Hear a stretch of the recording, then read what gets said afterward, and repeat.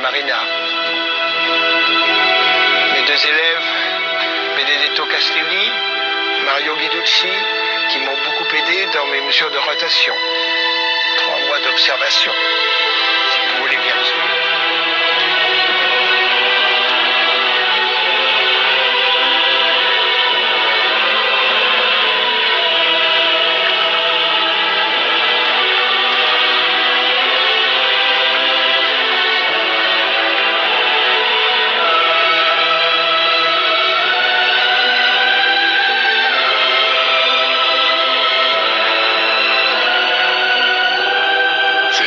Chose grise? Oui, Éminence. Mais c'est vrai.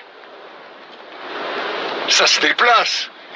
Mais vous avez raison, Galilée. C'est un satellite de Jupiter, Éminence. Jupiter a un satellite? Oui. Il y en a un second, de couleur brune. Ah, il paraît immobile, celui-là. Regardez donc, mon cher Bellarmine. C'est extraordinaire. Et tout cela nous était inconnu. Mais quelle merveille. C'est la planète Jupiter que je vois, rayée comme un tigre. En effet. Ces couleurs rougeâtres, brunâtres, et là on dirait des nuages, comme autour de la Terre. Il faut que nous changions notre enseignement du tout au tout.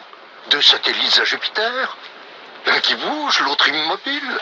En réalité, Éminence, il y a non pas 2, mais 4 satellites autour de Jupiter.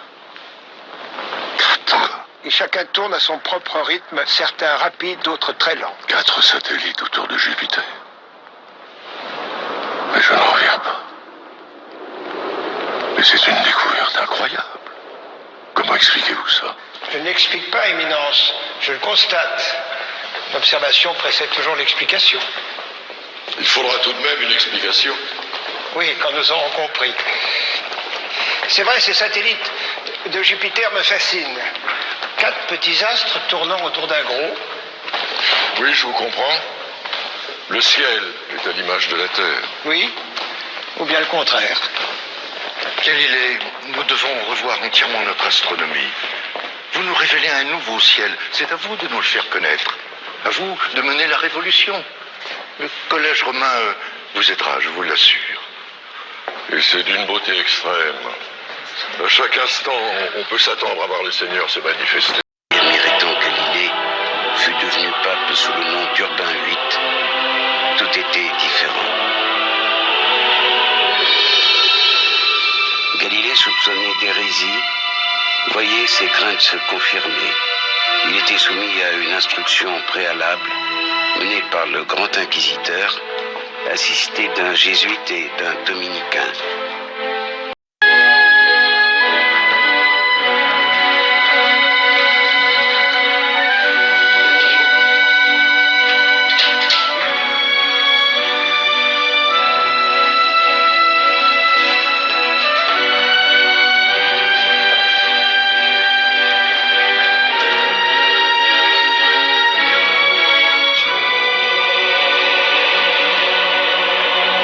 Galilée, en ma qualité de grand inquisiteur désigné pour lutter contre l'erreur et la dépravation, j'ai été chargé par le Très Saint-Père de vous interroger sur les crimes et délits que vous avez commis contre la religion et la Sainte Église. Je n'ai commis aucun délit ni aucun crime contre la religion ni contre l'Église. C'est ce que nous verrons. Je suis assisté par 2 éminents théologiens. À ma droite, le Père Oreggi, de la Compagnie de Jésus, et à ma gauche, le Père Pasqualio, de l'ordre de Saint-Dominique. Nous devons préparer votre procès. De quoi m'accuse-t-on? Je peux le savoir? L'Inquisition n'accuse pas, elle enquête. Elle cherche à établir la vérité. Ensuite, éventuellement, elle propose un jugement que les princes sont chargés de faire exécuter, au risque, en cas de refus, d'être rejetés hors de l'Église. Nous posons des questions, vous répondez. Nous nous ferons notre opinion que nous transmettrons au grand tribunal, lequel décidera en conscience de ce qu'il doit faire. Mais qu'ai-je fait pour mériter cela? Contentez-vous de répondre à nos questions. Et tenez-vous debout, Galilée. Est-il exact que vous pensez que la Terre tourne sur elle-même et autour du Soleil, comme l'a affirmé ce moine polonais fou du nom de Nicolas Copernic?